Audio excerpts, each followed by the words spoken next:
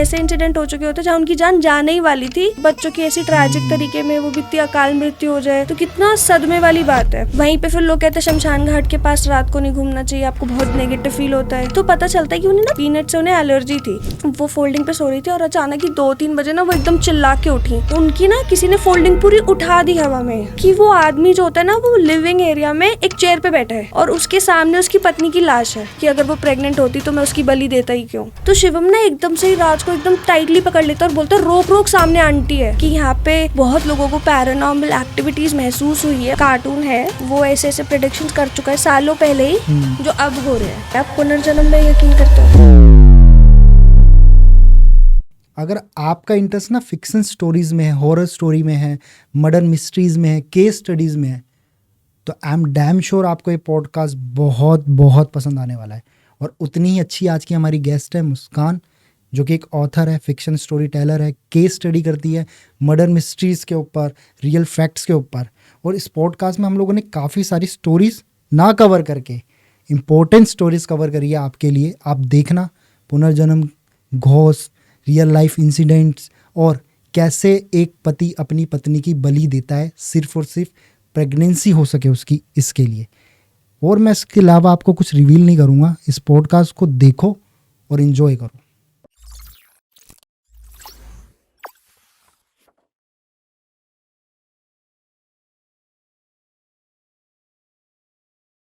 स्वागत है मुस्कान आपका पॉडकास्ट कुनाल शो में। कैसे हो आप? थैंक यू बुलाने के लिए यहाँ पे, और मैं बहुत अच्छी हूँ। आप कैसे हो? मैं एकदम बढ़िया, एंड थैंक यू कि आप मेरे शो पे आए। एंड आई एम श्योर ये पॉडकास्ट काफ़ी इंटरेस्टिंग होने वाला है। बिल्कुल। तो मैं व्यूअर्स को थोड़ा सा बताना चाहूँगा कि ये पॉडकास्ट में हम लोग बात करने वाले हैं थोड़ी सी स्टोरीज़ के बारे में जो आपको बहुत पसंद आने वाली है, तो वो मुस्कान से सुनेंगे। तो मुस्कान, वो जो आप पहली स्टोरी जो आप बताने वाले थे वो आप बताइए प्लीज़। ठीक है, तो पहले तो स्टोरी सुनाने से पहले मेरा एक सवाल है, आप पुनर्जन्म में यकीन करते हो? हाँ, मैं थोड़ा बिलीव करता हूँ। हाँ, तो वैसे आपको पता होगा कि इंडिया में ना ऐसे बहुत सारे केसेस हो चुके हैं जहाँ पे कोर्ट ने भी ये बात मानी है कि पुनर्जन्म होता है। तो मैं आपको वो केस तो नहीं सुना रही जो कोर्ट से रिलेटेड है, पर मैं आपको एक नई स्टोरी सुना रही हूँ जो आपको शायद थोड़ा और यकीन दिला देगी कि पुनर्जन्म जैसी चीज़ें भी होती है, कि ऐसी चीज़ों पे यकीन करना मतलब वैलिड है। सो क्या होता है, ये थोड़े ही साल पुरानी बात है। तो एक कपल होता है, ऋतु और अजय। तो वो ना, उन दोनों की लव मैरिज होती है, उन दोनों के बीच में बहुत प्यार होता है, वो बहुत ही खुश रहते हैं साथ में। बस एक जो उनके बीच में दिक्कत होती है कि वो ना, उनका कोई बेबी नहीं होता। तो ऋतु और अजय काफ़ी सालों तक बहुत ट्राई करते हैं कि उनका कोई बच्चा हो जाए, बच्चा हो जाए। वो बहुत ट्रीटमेंट्स करवाते हैं, वो बहुत मंदिरों में जाते हैं, मन्नत मांगते हैं, पर उनका बच्चा होता ही नहीं है बहुत सालों तक। फिर मिरेकल की बात है कि कुछ सालों के बाद ऋतु प्रेग्नेंट हो जाती है और उसका बच्चा हो जाता है, और उसको सिर्फ एक नहीं, दो दो बच्चे होते हैं, ट्विंस पैदा होते हैं। तो वो बहुत खुश हो जाते हैं कि अभी उनको एक भी बेबी नहीं हो रहा था, अब उनको उनके पास दो दो बच्चे हैं, एक लड़का और एक लड़की। वो बहुत खुश होते हैं। तो जैसे ही वो बच्चे पैदा होते हैं ना, वो उनसे बहुत प्यार करते हैं, उनका बहुत ख्याल रखते हैं, और ऋतु उनसे इतना प्यार करती है कि उनकी परवरिश में कोई कमी ना रह जाए, इसलिए वो मेड्स रखती है, पूरा ख्याल रखती है, जितना एक मदर बेस्ट कर सकती है ना उतना सब करती है। तो इस दौरान क्या होता है कि जब बच्चे थोड़े थोड़े बड़े हो जाते हैं तो 2-4 बार ना उनकी तबीयत बहुत ख़राब हो जाती है। तो पता चलता है कि उन्हें ना पीनट्स, मतलब ऐसे से दिक्कत थी, पीनट से उन्हें एलर्जी थी। 2-4 बार उनके साथ ऐसे इंसिडेंट हो चुके होते जहाँ उनकी जान जाने ही वाली थी, पर वो बच गए लकीली। पीनट्स की वजह से? हाँ, क्योंकि उन्हें एलर्जी थी। तो क्या होता है ना, कभी कभी जब आपको ऐसी चीज़ों से एलर्जी वगैरह होती है तो आपको बहुत गंदा रिएक्शन भी हो सकता है, कि आपकी डेथ भी हो सकती है अगर आप सही टाइम पे ट्रीटमेंट ना लो ना। कभी कभी सीवियर एलर्जीज होती है। राइट। तो धीरे धीरे ऋतु और अजय समझ गए कि इन्हें इस चीज़ से एलर्जी है। पर ये उनके घर पे अब सबको पता था, बट कभी कभी होता है ना बेध्यानी में किसी को ना पता चले। तो ऐसा हुआ एक बार कि ये दोनों बच्चे 4 साल के थे, ठीक है। एक का नाम अंजलि था और एक अमन था। तो ये दोनों 4 साल के थे, और एक दिन ऋतु को कहीं जाना था और अजय भी घर पे नहीं था, मतलब दोनों ही हस्बैंड वाइफ घर पे नहीं थे। तो उन्होंने अपनी मेड से कहा कि अभी तो बच्चे सो रहे हैं, जैसे ही अंजलि अमन उठे इनको खाना खिला देना, पोहे वोहे कुछ भी बना देना, और फिर मैं आ जाऊँगी, 2-4 घंटे में आ जाऊँगी। तो ऋतु अपना चली जाती है। वो काफ़ी जब देर बाद आती है तो वो देखती है उसके दोनों बच्चों की डेथ हो गई होती है। तो हुआ ऐसा रहता है कि जब मेड उन्हें खाना खिलाती है, कुछ देर बाद अंजलि और अमन जगते हैं नींद से, तो वो उन्हें पोहा बना के खिला देती है, वो उसमें पीनट्स भी डाल देती है। और यहाँ पे मेड को नहीं पता होता कि इन दोनों को एलर्जी है, और वो एलर्जी भी इन दोनों को। इतनी सीवियर एलर्जी है कि ये दोनों को, इनकी जान जा सकती है। और दोनों ही टाइम पे ना ऐसा होता है कि उसको पता भी नहीं होता, वो खिला भी देती है, और बच्चों को तो क्या ही पता है, 4-5 साल के बच्चों को क्या ही पता है कि हमें क्या खाना चाहिए क्या नहीं खाना चाहिए। तो वो लोग खा लेते हैं, और वो बहुत कोशिश करती है, जैसे उनकी तबीयत बिगड़ने लगती है ना, वो पड़ोसियों को बुलाती है, वो कोशिश करती है कि वो ऋतु को कांटेक्ट कर ले, अजय को कॉल कर ले, पर कुछ भी नहीं हो पाता। और जब ज़्यादा तबीयत खराब हो जाती है, हॉस्पिटल ले जाते वक्त ही वो दोनों बच्चों की डेथ हो जाती है। अब ये बात ऋतु और अजय को तो पता ही नहीं है। उन लोग को तो लग रहा है कि वो सो रहे हैं, बच्चे आएंगे थोड़ी देर बाद, हंसेंगे खेलेंगे सब ठीक है। जैसे ही ऋतु आती है, उसे सदमा लग जाता है ये देख के कि उसके दोनों ही बच्चों की डेथ हो गई, एक भी नहीं बचा। अब जो पेरेंट्स इतने साल तक मन्नतें मांग रहे थे, ट्रीटमेंट्स करवा रहे थे बच्चों के लिए, समझ रहे हो, उनके ही बच्चों की ऐसी ट्रैजिक तरीके में वो भी इतनी अकाल मृत्यु हो जाए, तो कितना सदमे वाली बात है। तो ये देख के ना ऋतु बहुत ज़्यादा डिप्रेस हो जाती है। उसको लगता है कि पहले उसके प्रेगनेंसी के बहुत कम चांसेस होते हैं, और वो एक बार हो गई तो अब वो भी छिन गए, तो वो बहुत सालों तक बहुत परेशान रहती है, बहुत परेशान रहती है। और वो अपनी मेड वेट के ऊपर भी ऐसे निकाल देती है, उसके से बहुत गुस्सा करती है, बहुत कोशिश करती है कि उस पर वो कोई केस कर दे, पर क्योंकि ये कोई केस वाली बात तो है नहीं, उसने भी उस जानबूझ के तो मारा नहीं था, राइट। बहुत गलती थी। तो सालों तक ना ऋतु डिप्रेस हो जाती है। जो सारी कोशिश करता है कि शायद अगर आप इसे कहीं बाहर लेके जाओ तो ठीक हो जाएगी, घुमाओ फिराओ, मूवी पे लेके जाओ, पर अब डिप्रेशन ऐसी चीज़ हो, वो भी जब ऐसा लॉस हो कि वो ठीक ही नहीं हो रही थी। तो फिर ऐसे ही अजय को कोई एडवाइस देता है कि अगर ऋतु एक और बार प्रेग्नेंट हो गई ना, और अगर अब फिर से तुम्हारे बच्चे हो गए, तो उसका दुख कम हो जाएगा, क्योंकि जो लॉस हुआ है वो फिर से थोड़ा ठीक रिकवर हो पाएगा। रिकवर हो जाएगा। तो अजय सोचता है कि अच्छा आइडिया है, तो फिर वो ना ऋतु को बहुत कन्विंस करते हैं कि दोबारा ट्राई करते हैं, हो सकता है भगवान चाहते हो हम एक और बार ट्राई करें। तो बहुत कन्विंस करके ऋतु को मना लेता है, वो सालों तक फिर ट्राई करते हैं कि उनके बच्चे हो जाए, बच्चे हो जाए। पर फिर काफ़ी टाइम नहीं होते, और फिर एक दो जगह वो जाते हैं, उनको लोग बताते हैं कि अगर आप यहाँ यहाँ मंदिर में जाओगे ना, जैसे लोगों की बहुत मान्यता होती है कि अगर आप मन्नत मांगोगे तो वो पूरी होगी, कि इस मंदिर में जाके मन्नत इस मंदिर में जाके अगर आप मन्नत मांगोगे ना तो वो पूरी होगी। तो उन लोगों को बहुत लोग बताते हैं कि तुम यहाँ इस मंदिर में जाओ, तुम वृंदावन जाओ, ये करो, इस भगवान की पूजा करो, तो वो सब करते हैं, फिर से सारे ट्रीटमेंट, सारा मन्नत मांगना सब करते हैं। लकीली वो फिर से प्रेग्नेंट हो जाती है, जबकि उसके प्रेग्नेंट होने के चांसेस बहुत कम होते हैं, उसको कुछ मेडिकल कंडीशन होती है जिसकी वजह से वो बहुत मतलब लाइकली चांसेस होते हैं कि प्रेग्नेंट हो पाए, कंसीव करने की पावर कंसीव बहुत करने कम। में दिक्कत होती है बहुत ज़्यादा। अब जब वो फिर प्रेग्नेंट होती है ना, उसको फिर से ट्विंस हो जाते हैं, तो उनको लगता है कि शायद भगवान ने उनकी सुन ली, जो बच्चे उनसे छीने गए थे वो उनको वापस मिल गए। तो वो बहुत ज़्यादा खुश हो जाते हैं, तो वो ना इस बार बहुत ध्यान रखते हैं अपनी प्रेगनेंसी के दौरान, वो 9 महीने अजय बहुत ध्यान रखते हैं ऋतु का कि कोई स्लाइटली भी कोई दिक्कत ना आ जाए, फिर से उसके साथ दोबारा ऐसा ना हो जाए, क्योंकि अगर दोबारा ऐसा हो गया ना कि प्रेगनेंसी के बीच में कुछ हो गया बाद में, तो फिर ऋतु बच नहीं पाती, वो बहुत ज़्यादा डिप्रेस हो गई थी पहले। तो उनके वो दोनों बेबी पैदा भी हो जाते हैं और काफ़ी हेल्दी रहते हैं। जैसे ही वो पैदा होते हैं, 1-2 साल होता है ना, तो वो फिर से एक नॉर्मल अपनी लाइफ कंटिन्यू करने लग सेम इस जाते हैं। बार भी जो ट्विंस थे वो लड़का और लड़की। हाँ, लड़का और लड़की ही ट्विंस थे। अब वो ना अपनी लाइफ पुराना थोड़ा अपना पास भूल के, जैसे ट्रॉमा हील हो गया, वो अब आगे बढ़ने लग जाते हैं। तो पर जो ऋतु होते हैं ना, वो फिर भी कभी कभार बहुत दुखी हो जाती है अपने पुराने बच्चों के बारे याद में सोच सोच के। के कि मतलब वो तो माँ का दुख अलग ही होता है, तो वो कभी कभी फिर से बहुत ज़्यादा दुखी हो जाती है। तो एक बार क्या होता है, उनके बच्चे हो चुके थे, और ये बच्चे भी ना 5 साल के हो गए होते हैं, दोनों लड़का लड़की। तो अब 5 साल के बीच में ना बहुत बार ऐसा होता है कि ये लोग ऐसी ऐसी बातें करते हैं जो उन्हें पता होना भी मुश्किल था, कि घर के कोने पे वो चीज़ हमारा टॉय रखा था अब हट गया, ऐसा करके, जो अब पॉसिबल ही नहीं है। जो जब पहले बच्चे थे उनके, अंजलि और अमन, जो चीज़ें उन्हें पता थी अब ये नए बच्चों को भी पता थी, इनका नाम भी ये नहीं था, फिर भी ये बार बार अपने पेरेंट्स से बोलते थे कि अरे मेरा नाम तो अंजलि है, मेरे को अंजलि से बुलाओ। तो उनके पेरेंट्स को हमेशा लगता था कि इन्होंने शायद किसी मासी वासी से सुन लिया हो, किसी रिलेटिव से सुन लिया हो, और बच्चे तो क्या है, फिर जिद करने लग जाते हैं। पर उनको कभी ऐसा डाउट पूरा पक्का नहीं होता कि शायद ये कोई पुनर्जन्म वाली बात है। एक दिन क्या होता है कि ऋतु ना डिप्रेस्ड ही होती है उस दिन, उसको याद आ रहा होता है कि अंजलि और अमन का 2 दिन बाद बर्थडे आने वाला है, ऐसे करके वो थोड़ा दुखी होती है।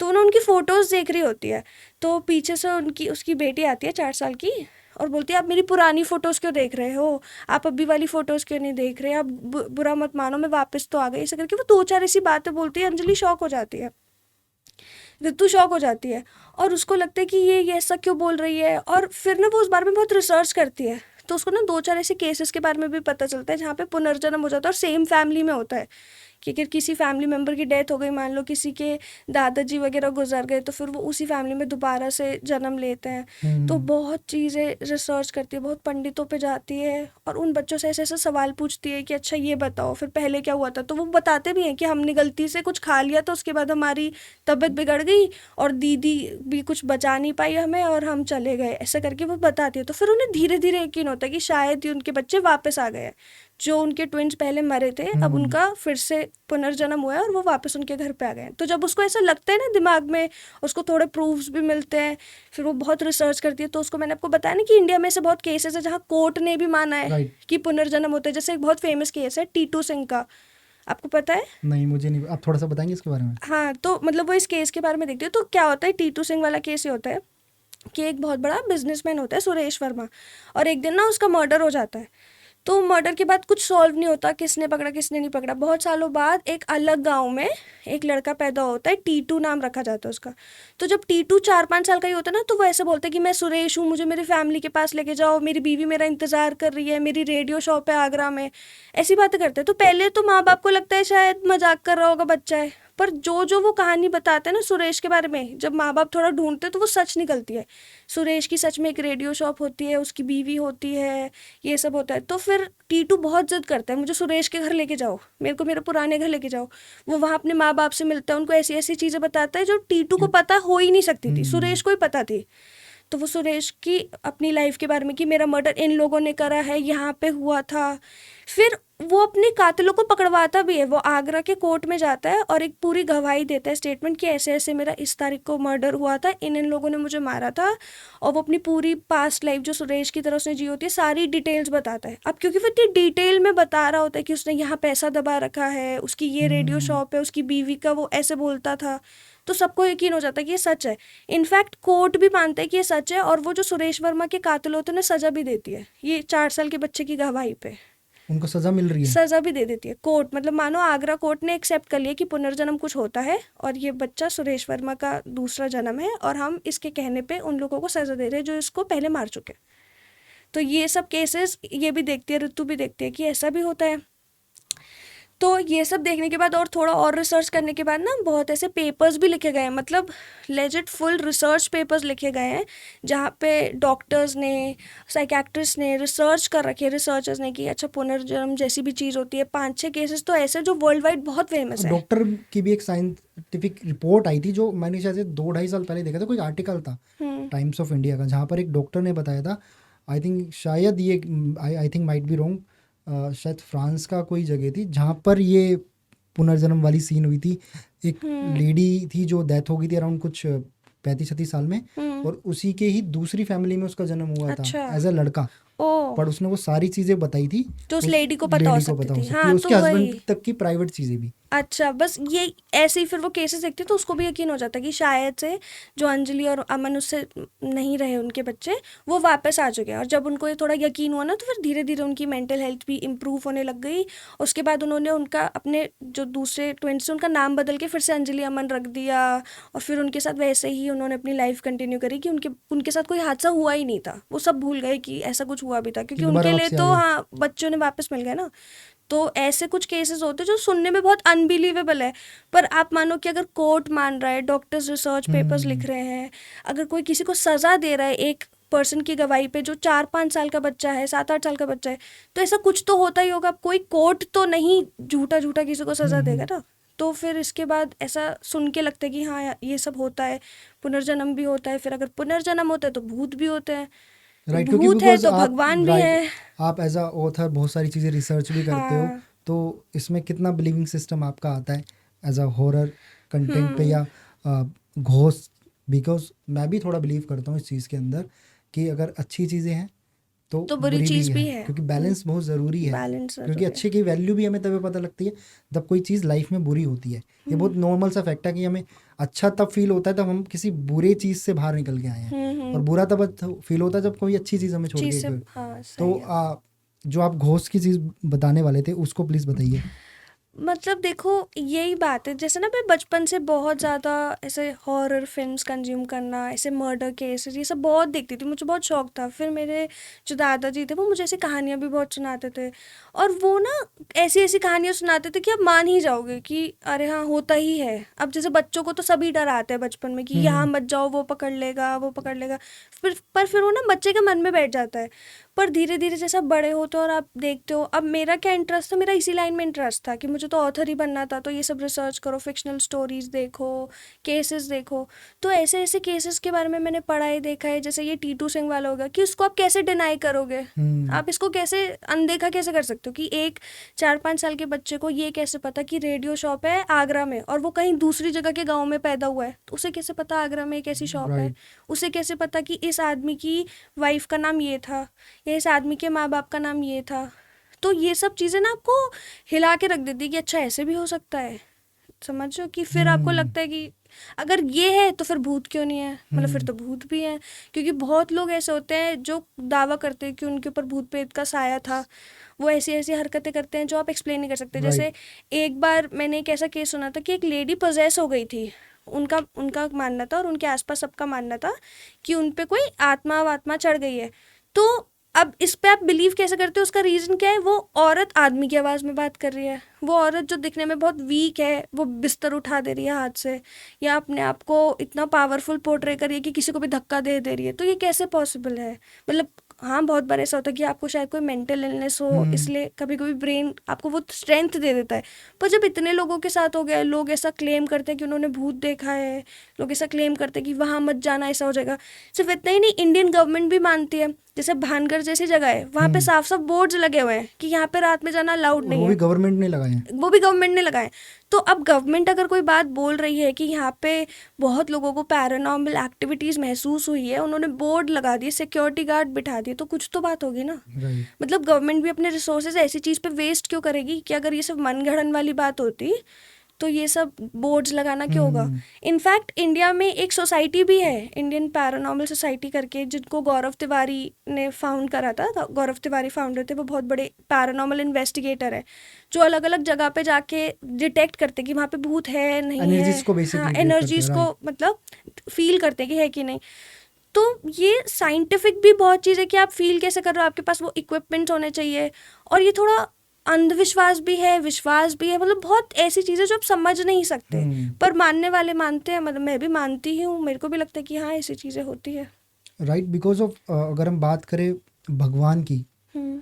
लोग बहुत लोग उनमें भी बिलीव करते हैं, कुछ लोग नहीं करते, नहीं कुछ लोग करते। मानते नहीं। एनर्जी से जुड़े is all about I think believing system. आप कहाँ हाँ, बिलीव कर रहे हो, आपको कैसी हो सकता है कि मुझे वो एनर्जी फील नहीं हो रही है, लेकिन एक किसी पर्सन को किसी वो और एनर्जी। को हो रही हो। जैसे आपने सुना होगा कि अभी ना मैं कुछ दिन पहले कैंची धाम गई थी, ओके। नीम करोली बाबा मतलब होते हैं ना वहाँ पे। तो पहले जब मेरे को लोग बताते थे कि वहाँ जाके बहुत पीस महसूस होते, तो मैं भी सोचती थी कि अच्छा जाके देखना चाहिए। तो मैं गई, मुझे भी बहुत ऐसा पीसफुल लगा, मुझे भी बहुत अच्छी एनर्जीज लगी। मेरे को भी लगा कि हाँ कुछ तो बात है, यहाँ जाके आप अपना सारा स्ट्रेस भूल जाते हो। तो अगर ऐसी जगह है, वहीं पे फिर लोग कहते हैं शमशान घाट के पास रात को नहीं घूमना चाहिए, आपको बहुत नेगेटिव फील होता है। तो हम्म। वहाँ पे होता ही है लोगों को। बहुत बार ऐसा हुआ है, कोई शमशान घाट के आसपास से गए और बाद में उनकी तबीयत बिगड़ गई, या उनके साथ खुद कुछ ऐसी चीज़ें होने लगी जो वो एक्सप्लेन नहीं कर पा रहे।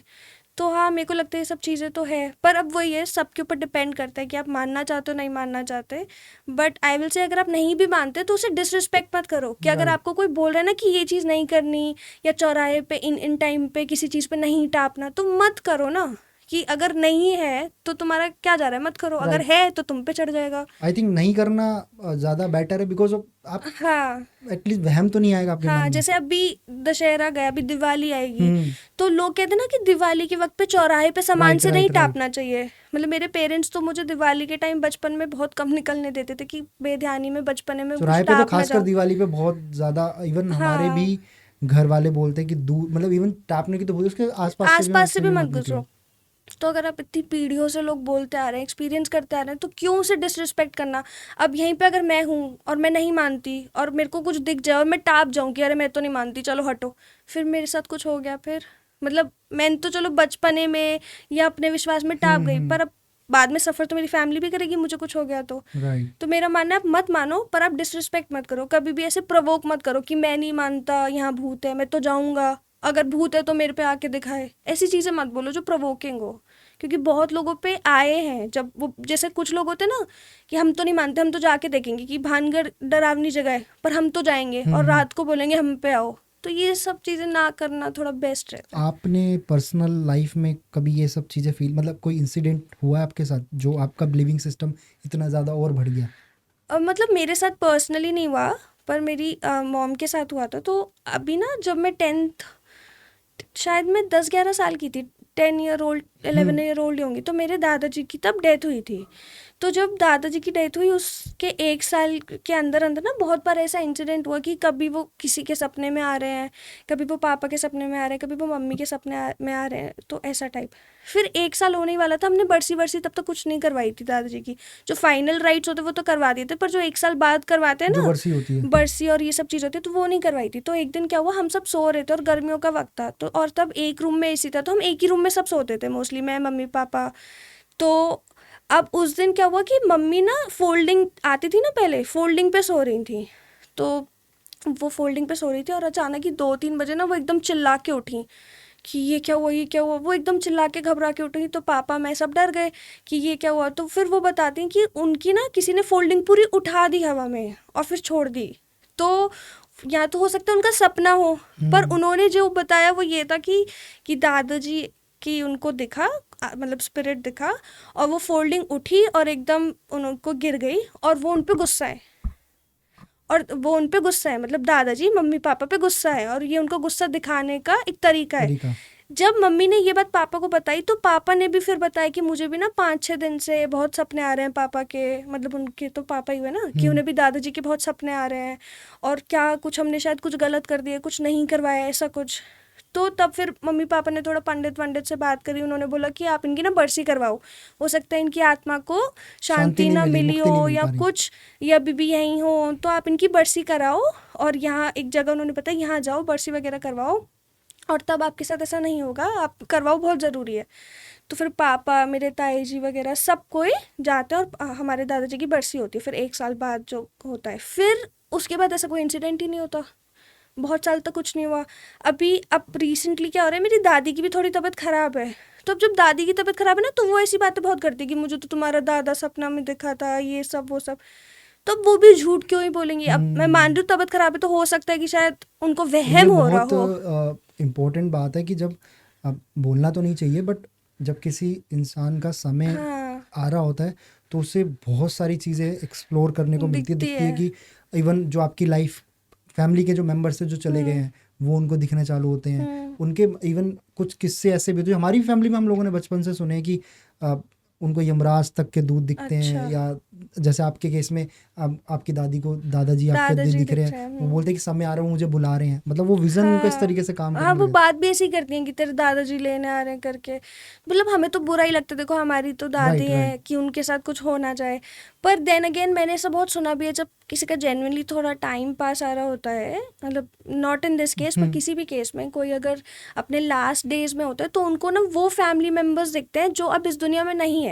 तो ऐसा माना जाता है जो दुनिया से जा चुके हैं ना, वो उनको अब लेने आए होते हैं, कि उनके लास्ट डेज में वो उनको लेके जाना आप चाह रहे पर्सनली होते हैं। बिलीव करते हो कि इनकी भी एक अलग दुनिया है ऐसी? मतलब हाँ, मैं तो थोड़ा मैं तो बता ही रही हूँ, मैं तो इन चीज़ों में बहुत बिलीव करती हूँ। इसका ये भी रीज़न है, मैं इन चीज़ों के बारे में पढ़ती बहुत हूँ, देखती बहुत हूँ।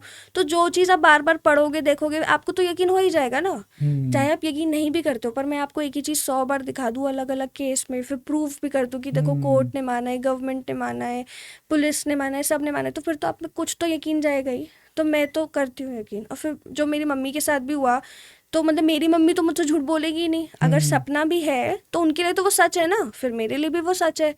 तो इसलिए मैं तो करती हूँ यकीन। एंड इन सब चीज़ों में जब हम बात करते हैं घोस्ट की या हॉरर, किसी भी तरीके की जो पैरानॉर्मल एक्टिविटीज़ होती है, इनको बहुत जगह पे ना तंत्र विद्या, बलि कर देना, किसी के बलि चढ़ा देना, इन सब से भी बहुत जोड़ा जाता है अपनी शक्तियों को बढ़ाने के लिए। मतलब जो ये नेगेटिव एनर्जीज होती है, इस तरीके की पावर्स को यूज़ करती है। करेक्ट, तो करेक्ट। अभी आप ऑफ द कैमरा भी बता रहे थे कि एक मैंने आई थिंक शायद हस्बैंड या वाइफ वाइफ के का, हाँ, बलि दिए, तो हाँ। उसके बारे में प्लीज़ आप थोड़ा बताइए। हाँ, तो ये भी एक हस्बैंड वाइफ का ही होता है, मतलब सारे आज के केसेस थोड़े हस्बैंड वाइफ के ही हैं। तो इन लोग का भी ना काफ़ी पुराना केस नहीं, मतलब अभी थोड़ा रीसेंट ही है, ओके। कुछ साल पहले हुआ था। तो ये लोग ना, मतलब तो इन लोग की भी ना लव मैरिज थी, तो प्यार बहुत था, सब कुछ बहुत था, और ये एकदम वो पिक्चर परफेक्ट कपल होते हैं ना, जिसको देख के सबको लगता है काश हम इनके जैसे होते, कि यार ये पति तो अपनी पत्नी से कितना ध्यान रखता है, इसका हाथ बटाता है सारे कामों में, छोटे छोटे नखरे झेलता है। तो ये वैसे पति थे। और पत्नी भी बहुत प्यार करती थी अपने पति से, कि मतलब जो एक बार बोल दिया, वो होके रहेगा। तो सब इनके जितने पड़ोसी थे, फैमिली में रिलेटिव्स वगैरह थे, सबको लगता था कि अगर कोई शादी करे, किसी का कपल हो, तो ऐसा हो। ठीक है, आइडल कपल थे वो। आइडल कपल थे। जैसे किसी की फैमिली में वो एक कपल होता है ना, कि ये इनके बीच में बहुत प्यार है, कि इनका नहीं टूट पाएगा। तो अब ये ऐसे थे, और ये बहुत मिलनसार लोग थे, कि रिलेटिव्स के घर भी आना जाना रहता था, पड़ोसियों से भी बहुत अच्छी बातचीत थी, तो इनकी खबर सबको रहती थी। फिर क्या हुआ, एक दिन ना 5-7 दिन तक इनकी किसी से बात ही नहीं हुई, ना ये किसी का फ़ोन उठा रहे थे, ना इनकी किसी से बात थी, ना ये किसी पड़ोसी के पास आ जा रहे थे। इनफैक्ट इनके पड़ोसियों ने घर से बाहर निकलते हुए भी नहीं देखा, इनकी गाड़ी भी नीचे ही लगी हुई थी 5-6 दिन से। 5-6 दिन से। तो सबको ना शक हुआ कि हो सकता है शायद कुछ बात हो गई हो, कोई तबीयत खराब हो, या कुछ तो दिक्कत है, हमें देख के आना चाहिए। और जैसे ही वो उन्होंने सोचा कि देख के आते, वो घर के पास गए, तो जितना वो घर के पास आते थे ना, उन्हें घर से स्मेल आने लग गई, जैसे कि ये क्या अजीब सी स्मेल आने लगी। तो सबका शक और बढ़ा कि ऐसा क्या हो गया है, चलो देखते देखते। उन्होंने बहुत बेल वेल बजाई, बहुत कोशिश करी, पर कुछ नहीं हुआ। तो फिर उन्होंने फाइनली, पड़ोसियों ने डिसाइड करा कि हम ये घर का दरवाज़ा तोड़ के अंदर जाएंगे। तो उन्होंने घर का दरवाज़ा तोड़ा, जो भी मिस्त्री विस्त्री लॉकस्मिथ होते हैं वो सब बुलाए, घर का दरवाज़ा तोड़ा, और वो अंदर गए। जैसे ही वो अंदर जाते हैं, वो देखते हैं कि वो आदमी जो होता है ना, वो लिविंग एरिया में एक चेयर पे बैठा है, और उसके सामने उसकी पत्नी की लाश है, और वो पत्नी की लाश की तरफ घूरे जा रहा है। और वो जो पत्नी की लाश है, बहुत बुरे तरीके से है, मतलब उसके मुंह से झाग निकला हुआ है, खून की उल्टी हुई पड़ी है, बहुत दिन हो गए हैं, बॉडी सड़ने सड़ने वाले लगी। स्टेज में आ गई, क्योंकि 5-7 दिन हो गए हैं। और वो पति बस बैठा हुआ है, ना हिल रहा है, ना पल के झपका रहा है, बस उसकी तरफ घूरे जा रहा है कि अब क्या। तो फिर सब डर जाते हैं, सब उससे पूछने की कोशिश करते हैं, उसे हिलाते हैं कि क्या, ये क्या है, इसको क्या हुआ, तुम ऐसे क्यों बैठे हो, हॉस्पिटल क्यों नहीं गए।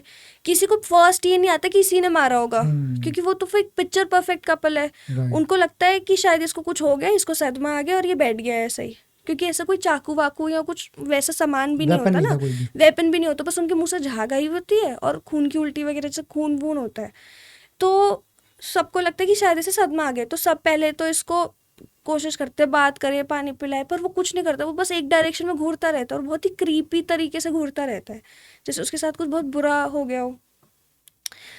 तो अब क्या होता है कि पुलिस को इन्वॉल्व तो करना ही पड़ेगा। फिर वो पुलिस को बुलाते हैं, तो पुलिस का शक ऐसे केसेस में सबसे पहले पति पे जाता है, कि अगर पत्नी को कुछ हो गया तो पति नहीं मारा है। तो पुलिस उसे हिरासत में लेती है, वो पूरे हिरासत में कुछ नहीं बोलता। पुलिस उस पर ये भी कोशिश करती है शायद इसे डरा के धमका के बोला जाए, पूछा जाए, कुछ नहीं करता, कुछ नहीं बोलता। तो फिर पुलिस को लगता है शायद इसका मानसिक संतुलन बिगड़ चुका है, अब ये ऐसा नहीं, हमसे नहीं संभलेगा। तो फिर अर्जी वर्जी लगती है कोर्ट में, ये केस बाहर आता है। तो फिर फाइनली डिसाइड होता है कि इसको मेंटल असाइलम भेजो, इसको मेंटल इंस्टीट्यूट भेजो, इसका इलाज करवाओ। तो क्या होता है, फिर इसको मेंटल इंस्टीट्यूट में भेज दिया जाता है। वहाँ पे इसको ट्रीटमेंट्स दी जा रही है, दवाई दी जा रही है, ये खाना नहीं खाता, दवाई नहीं लेता, कुछ भी नहीं करता। तो वहाँ पे एक डॉक्टर होते हैं, वो बहुत फेमस होते हैं, अपने अजीबोगरीब तरीकों की वजह से बहुत फेमस होते हैं। उनका ये सक्सेस रेट होता है कि वो जो भी पेशेंट के पास जाता है ना, वो उन्हें कुछ हद तक ठीक पक्का कर देते हैं। तो वो ये डॉक्टर सोचता है कि अब इसका केस तो मैं लूँगा, अब इसको मैं बुलवाऊँगा। वो एक चैलेंज की तरह ले लेता है कि अब मैं बुलवाऊँगा। तो पहले वो बहुत ट्राई करता है कि शायद ऐसे कुछ बात करता हूँ, कि इसको कुछ पुराना याद दिलाता हूँ, इसकी मरी हुई बीवी की तस्वीरें दिखाता हूँ। वो बहुत तरीके करता है, वो आदमी कुछ नहीं बोलता। एक दिन क्या होता है, उसको पता चलता है डॉक्टर को, ऐसे पड़ोसियों वगैरह से पूछताछ करने पे, बात करने पे, कि ये और इसकी बीवी बहुत टाइम से प्रेग्नेंट होने की ट्राई कर रहे थे। तो वो ना, वो सॉफ्ट टॉपिक छेड़ देता है उसके सामने, कि तूने अपनी बीवी को मारा, तुझे पता है वो प्रेग्नेंट थी। तो अब वो भौंकला जाता है, वो आदमी एकदम से हो जाता है, हंसने लग जाता है जोर जोर से, और बोलते हैं कि अगर वो प्रेग्नेंट होती तो मैं उसकी बलि देता ही क्यों। तो उसने ये बात रिवील कर दी, क्योंकि डॉक्टर ने उसे उकसा दिया ना, कि तू जिसे मारा, जिससे इतना प्यार करता था, वो तेरे बच्चे की माँ बनने वाली थी, तूने अपने बच्चे को भी मारा है। तो वो बहुत उकसा देता है। जैसे वो डॉक्टर सब बातें बोलता है, वो हंस के रिवील कर देता है कि मैंने उसकी बलि दी। फिर डॉक्टर, अब तो उसने मुंह खोल लिया, तो फिर डॉक्टर से और बात करता है कि क्या बलि दी का क्या मतलब है। तो फिर वो बोलता है आदमी कि हम लोग बहुत सालों से ना ट्राई कर रहे थे बच्चे होने का, इसमें हमने मेडिकल ट्रीटमेंट भी करवाई, हम मंदिरों पे भी गए, कहीं से भी हमें कोई कुछ नहीं मिल रहा था। तो एक दिन हमें एक ऐसे ही बाबा से मिले और उन्होंने बोला कि आपके कुछ पुराने जन्मों के कर्म हैं, उसकी वजह से आपको संतान प्राप्ति नहीं हो रही है। तो पर अगर तुम अपनी बीवी से ये 3-4 चीज़ें करवा लोगे, जैसे कुछ कुछ सामग्री वगैरह से पूजा करवा लोगे ये वो, तो तुम्हें संतान मिल जाएगी। तो पहले 3-4 दिन तो वो ये सब करते हैं, फिर बाद में जब तब भी कुछ नहीं होता तो बाबा कहते हैं कि ये जड़ी बूटी है, ये अपनी बीवी को खिला दे, और जैसे तू बीवी को खिलाएगा तुझे कुछ दिन बाद खुशखबरी मिल जाएगी।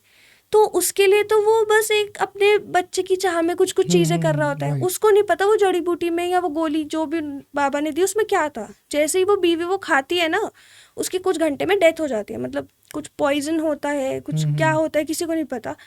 तो जैसे वो खाती है उसकी डेथ हो जाती है, और डेथ को देख के वो आदमी इतना सदमे में पहुंच जाता है कि फिर वो पागल हो जाता है। मतलब उसको लगता है कि उससे ये क्या हो गया, वो बच्चे की चाहत में उसने अपनी बीवी खो दी। तो उसकी हालत इतनी ख़राब हो जाती है कि जब मेंटल इंस्टीट्यूशन में भी उसको रखा जाता है ना, तो वो मानने को ही तैयार नहीं होता कि उसकी बीवी मर गई है। वो वैसे तो किसी से बात नहीं करता, पर जब अकेले कमरे में रात रात को होता है ना, तो उसके रूम से बहुत ज़ोर ज़ोर से हंसने की, बात करने की आवाज़ आती है, जिसमें वो बार बार अपनी बीवी का नाम ले रहा है कि अरे तुमने आज खाना नहीं खाया, मैंने भी नहीं खाया, ऐसे करके बातें कर रहा होता है। तो वो इस कदर पागल हो चुका होता है कि अब वो ये रियलिटी से बिल्कुल हट चुका होता है कि उसने अपनी बीवी को कुछ खिलाया, फिर उसकी बीवी मर गई और अब वो मेंटल इंस्टीट्यूशन में है, घर पे नहीं है। तो ये स्टोरी थी। इसमें कुछ ऐसा डरावना वाला फैक्टर नहीं है, पर इसमें आपको ये बात पता चलती है कि कभी कभी ना लोग अंधविश्वास में बहुत पड़ जाते हैं।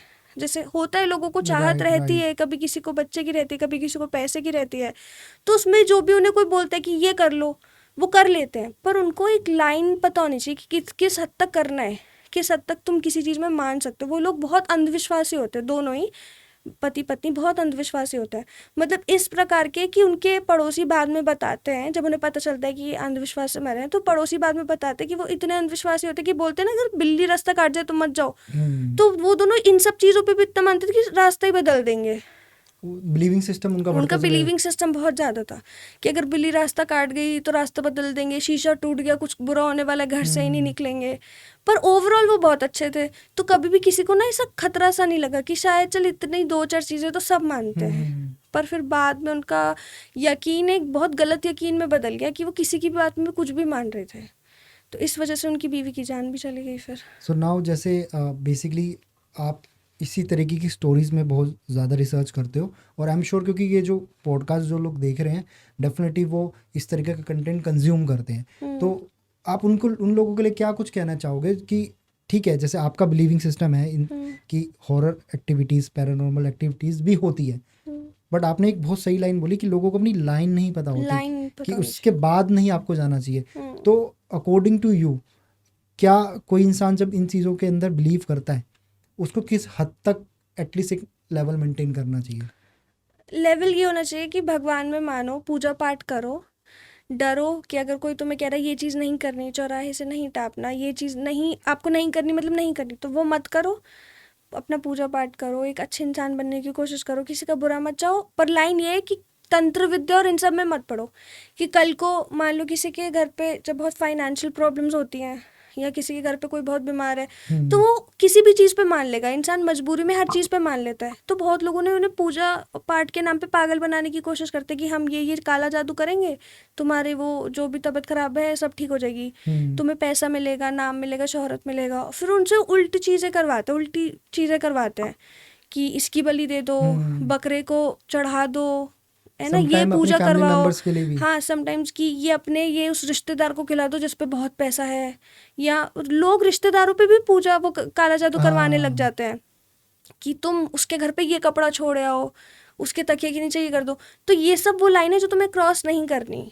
मेहनत पे सबको सब मिल जाएगा, और देखो जिसकी तबीयत खराब है वो तो डॉक्टर्स अपना बेस्ट करते ही हैं, राइट। ख्याल रखो, और जिसका वक्त है उसको तो अब नहीं ही रोक पाओगे। पर अगर तुम किसी को बचाने के लिए पैसे की, शोहरत की ऐसे लालच में किसी और पे कुछ बुरा करवाने जाते हो ना, तो तुम्हारे पास भी वापस आएगा। हो सकता है कि उस इंसान पे भी बुरा हो जाए, पर वो वापस तुम्हारे पास भी तो आएगा। तुम आपको कब तक नहीं आएगा बचे तो आपकी रहोगे? फैमिली, बच्चों पे, हाँ, किसी कर्मा ना पे किसी तो को तो, डेफिनेटली हाँ काम होता किसी है। को तो वो झेलना पड़ेगा। मतलब मैंने ऐसे भी केसेस बहुत सुने हैं जहाँ पे ना फैमिली ही फैमिली पे करवा देती है। भाई ने भाई के ऊपर काला जादू करवा दिया, वो पूरा बर्बाद हो गया, उसकी फैमिली बच्चे सब तबाह हो गए। पर फिर ये भी होता है कि बाद में वो भी फिर सफ़र करता है, वो शायद किसी और चीज़ से सफ़र करे, शायद हेल्थ इश्यूज हेल्थ से इश्यूज करे, से। फाइनेंशियल से करे, शायद उसकी जल्दी मौत हो जाए, कुछ भी हो सकता है। तो अंधविश्वासी मत बनो, बस विश्वास रखो, और रख रहे हो तो हर चीज़ पे रखो। सिर्फ ये नहीं कह रहे हम भगवान की पूजा तो करते हैं पर शैतान भूत ये सब कुछ नहीं होता, हम तो सब करेंगे, हमें जो चीज़ मना की गई है वो भी करेंगे, ऐसा मत करो। अगर आपको दो चीज़ जो पूरी सृष्टि के अंदर लोग मानते हैं, इन्हीं दो चीज़ों पे मैं मानता हूँ कि लोग चलती है दुनिया, अच्छी चीज़ें और बुरी चीज़ें। हम्म अच्छी चीज़ें मतलब हमारी पॉजिटिव एनर्जी जिसके अंदर हमारा अच्छा सिस्टम बिलीव करता है, और बुरी चीज़ों के अंदर भी सेम चीज़ होती है जिसके अंदर ये सारी जिसको हम डिस्कस कर रहे हैं। हम्म अच्छी चीज़ों में आपका बिलीविंग सिस्टम गॉड के लिए कितना है। मेरा बहुत पर्सनली से बहुत बिलीविंग सिस्टम है, आपकी लाइफ में कितना ही क्यों ना बुरा हो जाए, हम्म आपके सामने ज़रूर कुछ ना कुछ भी आ जाए, हम्म लेकिन जब आपकी जितनी भी श्रद्धा है आपके भगवान या किसी ऐसे पॉजिटिव बिलीविंग सिस्टम में, तब आप उसको यकीन से मानते हो तो ऑटोमेटिकली वो धीरे धीरे कम हो सेटल डाउन जाते होने हैं, लग हाँ। जाती है। हाँ, मतलब मेरे को भी, मैं भी भगवान में बहुत मानती हूँ, मैं हनुमान जी में और कृष्ण जी में बहुत मानती हूँ। तो जैसे हनुमान जी के दिन होते हैं ट्यूसडे सैटरडे, तो उस दिन मंदिर जाना, और कृष्ण जी का वृंदावन है तो वहाँ पे गोवर्धन पे जाना, मत्था टेकना, मतलब मंदिर कैसी जाना। वाइब्स आती है। मतलब वो तो एक थेरेपी जैसी है, आपको, आप एक बार जा रहे हो, हफ्ते में एक बार जा रहे हो, महीने में एक बार जा रहे हो, तो आपका जितना भी स्ट्रेस है ना वो वहाँ जाके कम हो जाएगा, आपको फिर लगता है कि हाँ लाइफ ठीक हो जाएगी, चाहे कितनी बड़ी प्रॉब्लम क्यों ना हो। और मेरे को ऐसा भी लगता है कि चाहे आप नॉन बिलीवर भी हो ना, फिर भी आपको जाना चाहिए, इसलिए क्योंकि ज़रूरी नहीं है कि आप यकीन ही रख रहे हो, पर हर किसी के पास एक होप होनी ज़रूरी है। तो अगर आपके पास वो होप है ना कि हो सकता है अगर मैं इस मंदिर में हर हफ्ते मत्था टेक आऊँ तो मेरी लाइफ अच्छी हो जाएगी, तो शायद मिरेकल ना हो, आपको एक ही दिन में सारा सब कुछ सॉल्व ना हो जाए, पर वो होप की वजह से आप खुद ही अच्छी चीज़ें करने लग जाओगे, आपका दिमाग राइट खुद राइट। ही ऐसा चलने लग जाएगा कि आप खुद अपनी प्रॉब्लम सॉल्व करने लग जाओगे। ऐसा नहीं होगा कि एक दिन भगवान आके आपको सब दे देंगे, पर आप वो अपने होप के चलते आपका दिमाग ही वैसा काम करेगा। मतलब ब्रेन इतना पावरफुल होता है ना कि आपने जो यकीन कर लिया वो हो जाता है। अगर आप बैठे बैठे यकीन कर लो कि हाँ यार मैं तो ये यूट्यूब चैनल बनाया ना, अब ये फटेगा, मिलियंस में जाएगा, फिर आप क्या है, आपको यकीन है उस बात पे, तो आप उस पे काम काम करोगे, करोगे, आप राइट। वीडियोस बनाओगे, आप कंसिस्टेंट रहोगे, तो वो तो मेहनत का फल तो मिलेगा, मिलियंस में नहीं तो शायद लाखों में। मैनिफेस्टेशन तो सबसे बेस्ट चीज़, जो आप हाँ सोचते हो वो करोगे ही हाँ, करोगे। मतलब हमारा ब्रेन ऐसा डिज़ाइन है कि उसे रियलिटी और फिक्शन में डिफरेंस नहीं पता। तो अगर आपने रियल में मान लिया कि मैं हूँ लखपति हूँ, तो आपके ब्रेन को तो लग रहा है कि हो, फिर आपका ब्रेन वैसे ही एक्ट करेगा ना कि ये काम करेगा तो और पैसे मिलेंगे, ये काम करेगा तो सक्सेस मिलेगी, फिर जब आप काम करोगे तो आपको पैसे सक्सेस सब मिलेगा। राइट। तो अगर फिर आप इन चीज़ों में ऐसे बिलीव करते हो कि भगवान है और मुझे बचा लेगा, तो ब्रेन को तो लग रहा है सच है, तो फिर बचा ही लेगा, चाहे आप कितनी बड़ी प्रॉब्लम में हो, चाहे कोई फाइनेंशियल दिक्कत हो, मेंटल दिक्कत हो, फिजिकल दिक्कत हो, फिर आपका ब्रेन ही वैसे काम करेगा कि आप उन चीज़ों से निकल जाओगे। पर वही बात है कि इतना अंधविश्वास भी नहीं करना कि एकदम कुछ बहुत ही बुरा हो चुका है पर आप उस पर कोई काम नहीं कर रहे, काम। बस बैठे हो कि भगवान बचाएगा। कैसे बचाएगा? आपको काम भी तो करना पड़ेगा ना। राइट। जैसे मान लो कोई बहुत फाइनेंशियली वीक है, पर वो बस ये है कि मेरे को एक दिन भगवान पैसे देगा, पैसे देगा, पैसे देगा, पर काम नहीं कर काम रहा, नहीं कर रहे। घर पे बैठा हुआ है, तो भगवान कैसे पैसे देंगे? कोई जरिया भी तो होना चाहिए। और ऐसा भी है कि आपके पास अपॉर्चुनिटीज भी आती है जब आप इन चीज़ों में यकीन करते हो या खुद पे यकीन करते हो ना, मैं तो बिल्कुल इसमें पर्सनली बिलीव करता हूँ, जब आप हम्म, यकीन करते हो तो खुद से बिल्कुल आएगी। अपॉर्चुनिटीज आती है। चाहे आप चलो भगवान में नहीं भी कर रहे, किसी भी स्पिरिट या किसी भी आप एक यूनिवर्स पे कर लो, खुद पे कर लो, पर जब आप यकीन रखते हो, होप रखते हो ना, फिर आप पे अपॉर्चुनिटीज भी आती है, आप पे तरीके भी निकलते हैं, आपका दिमाग भी काम करता है, तो फिर आपके लिए अच्छा है, तो फिर क्या बुरा, ये कर लो। इसी मतलब से 2-4 रिलेटेड दिन में। आप एक ऑफ कैमरा ज़रूर बता रहे थे, आपके एक फ्रेंड जो चित्रकूट गए थे। हाँ हाँ हाँ, तो क्या हुआ था कि मेरे 2-4 फ्रेंड्स हैं, हम कॉलेज में साथ पढ़ते थे, तो वो लोग ना चित्रकूट एक प्रोजेक्ट के लिए गए थे, और जितने भी लोग गए थे मैं सबको ही जानती थी। तो उसमें एक शिवम था और एक राज था, ठीक है, जिनसे मेरी ज़्यादा बात होती थी। तो शिवम राज चित्रकूट गए तो हम बहुत ऐसा वीडियो कॉल पे बात करना, फ़ोन पे बात करना करते ही थे। तो 2-3 दिन तक ना मेरे पे शिवम राज किसी का कॉल नहीं आया, और वापस आ गया शिवम। 3-4 दिन बाद वो वापस घर आ गया। अभी गए हुए 3 दिन ही हुए थे, मतलब 4-5 दिन ही हुए थे, और वो 1 हफ्ते के अंदर चला भी गया, वापस भी आ गया, प्रोजेक्ट भी ख़त्म नहीं करा, वो बहुत परेशान लग रहा था।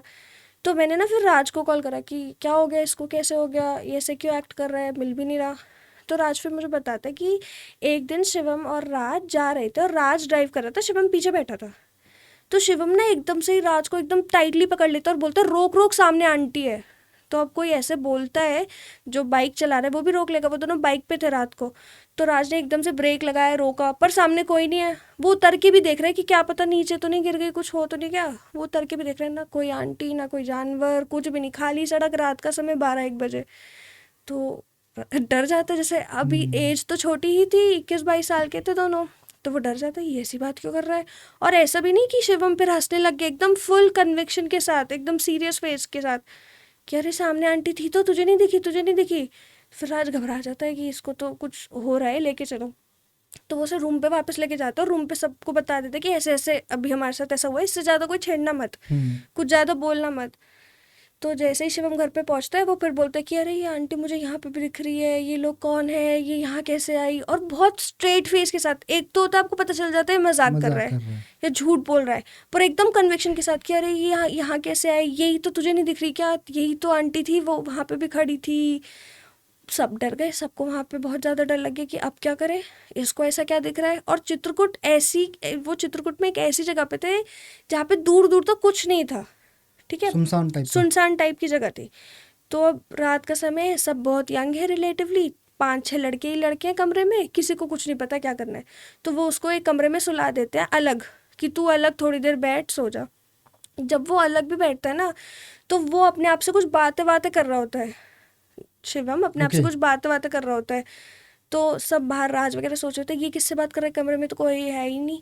और वो बात भी ऐसे कर रहा होता है जैसे अगर मैं और आप बात कर रहे हैं कि मैंने कुछ बोला, फिर आपने कुछ बोला, मैंने ब्रेक लिया, फिर मैंने बोला, तो वो ऐसे बात कर रहा होता है जैसे उसके सामने कोई है, किसी से कॉन्वर्जेशन वो कर रहा है।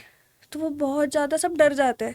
तो फिर राज उसकी मम्मी को अगले दिन कॉल लगाते हैं कि आपके बेटे के साथ ऐसा ऐसा हो रहा है। तो माँ बाप भी घबरा ही जाते हैं, फिर वो उसे तुरंत तुरंत बुलाते हैं। तो 2-3 दिन, जितने दिन भी वो चित्रकूट में था ना, जो उसके जाने से पहले का भी टाइम था, जब तक वो बैठा भी नहीं ट्रेन में, तब तक भी उसको वो चीज़ें दिख ही रही थी बार बार, कि ये आंटी मेरा पीछा क्यों कर रही है, ये यहाँ भी आ गई, उसको स्टेशन पे भी दिख रही है, उसको दूर भी दिख रही है, हर जगह दिख रही है। तो सब बहुत डर जाते हैं। वो फाइनली घर पहुंच जाता है, तो उसके मम्मी पापा प्रिपेयर्ड होते हैं कि कुछ तो बात है इसका, या तो आपको इलाज करवाना पड़ेगा या तो किसी को दिखाना पड़ेगा। पर वो घर आके नॉर्मल, उसे कोई कुछ नहीं दिख रहा होता, उसे किसी की आवाज़ नहीं आ रही होती, वहाँ पे उसे चीज़ें भी सुनाई दे रही है, वो बातें भी कर रहा है, घर पे कोई दिक्कत ही नहीं है, वो एकदम नॉर्मल बैठा है, हंस खेल रहा है, परिवार के साथ है, कुछ नहीं दिख रहा। आधी बातें भूल गया कि अच्छा आंटी आंटी दिखी थी, चीज़ें भूल रहा है, मतलब बिल्कुल जैसे नॉर्मल कुछ चीज याद ना रही हो। हाँ, मतलब चित्रकूट से आने के बाद 1-2 दिन तक तो वो बहुत अजीब एक्ट कर रहा था, चुप चुप रह रहा था वगैरह। पर जैसे उसको थोड़ा यहाँ का एटमॉस्फेयर फिर से फबा ना, तो वो फिर नॉर्मल हो गया।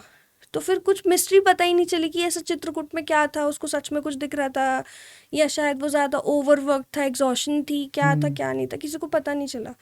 पर वो लोग भी इतने क्लोज हैं, जैसे फ्रेंड्स हैं, तो वो भी मुझे झूठ क्यों बोलेंगे, समझो। तो ऐसे इंसिडेंट जब आपके क्लोज वन के साथ भी होते हैं ना, कि हाँ इसको तो कुछ दिख रहा था, ऐसे किस आवाज़ सुनाई दे रही, तो फिर आपको और यकीन होता है कि यार हो सकता है वहाँ पे कुछ हो।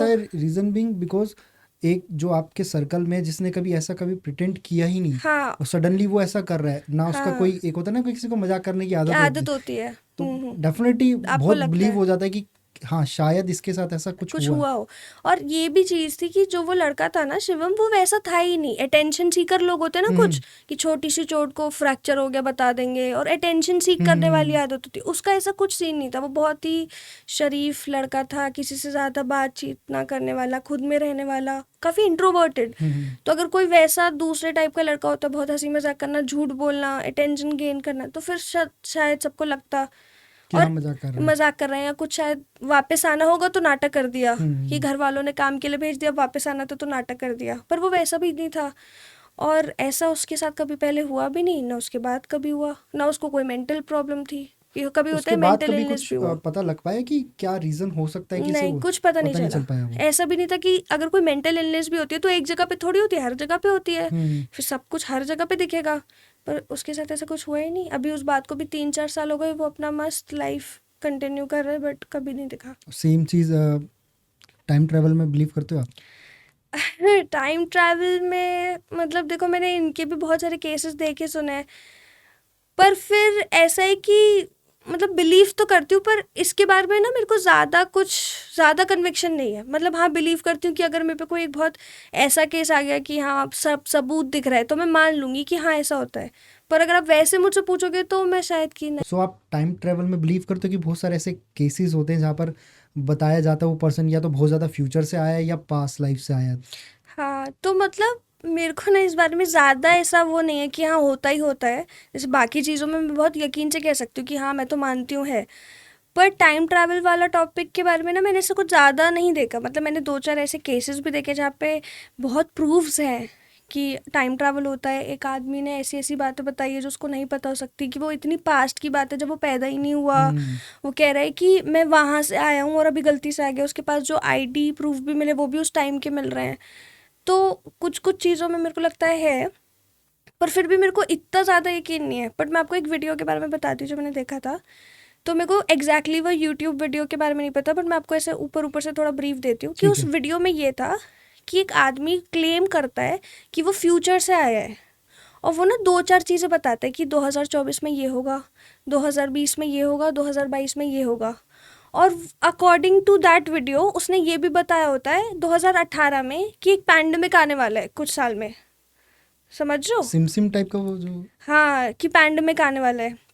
तो हाँ वही वही। तो जो कोरोना वायरस भी आया वो 2018 के बाद ही आया, तो उसने कैसे महीनों पहले कैसे बता दिया?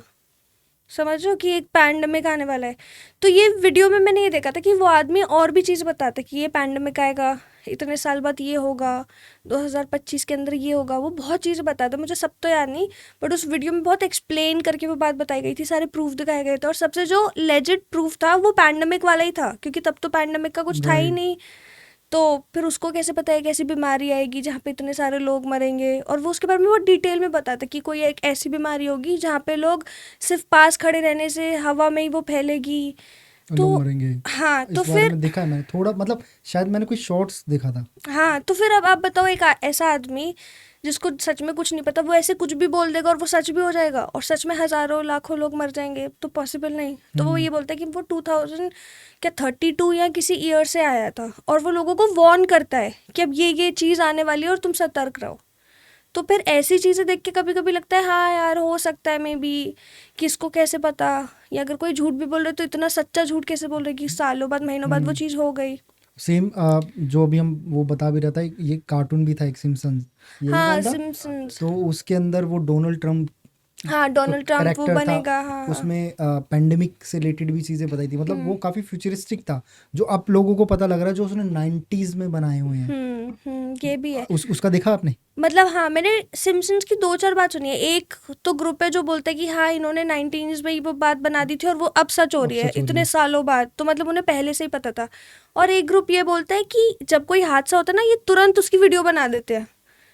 समझ रहे हो कि अभी कल कुछ हुआ, इन्होंने कल ही वो वीडियो बना दी और परसों तरसों वो रिलीज हो गई और वो ऐसा वो क्लेम कर वायरल दिया। भी हुआ था, बट लेकिन प्रॉब्लम ये हाँ। थी कि वो प्रूफ नहीं हो पाया था। रीजन बीइंग, क्योंकि जब वो पोस्ट कर रहे थे ना, वो पोस्टिंग, क्योंकि उस टाइम पे इंटरनेट तो था नहीं, चैनल्स राइट्स होते, तो वो चैनल्स के राइट्स तक प्रूफ दिखाते थे कि हम देखो इस चैनल्स पे डालते थे। उनकी कॉमिक्स भी होती थी, हाँ, सब ये तो चीज़ मैंने भी होती थी। देखा है कि वो प्रूफ नहीं हो पाया, पर कुछ लोग मानते थे कि ये उसी वक्त बना के डाल रहे हैं, बट ये बात प्रूफ नहीं हो पाई। तो जब प्रूफ नहीं हो पाई तो फिर फर्स्ट केस पे आप यकीन करोगे कि इनको पहले 15-20 साल पहले कैसे पता था कि अब ये पैंडमिक होगा या डोनाल्ड ट्रम्प बनेगा, या उन्होंने 2-4 और चीज़ें प्रिडिक्ट करी थी शायद कोई। बेसिकली ना बताया गया था, उसका जो स्टोरी राइटर था ना, वो फ्यूचर से आया हुआ था, ऐसा माना जाता है कि अच्छा। वो फ्यूचर से आया हुआ था, और वो सारी चीज़ें अपने कार्टून के थ्रू दिखाता था लोगों को।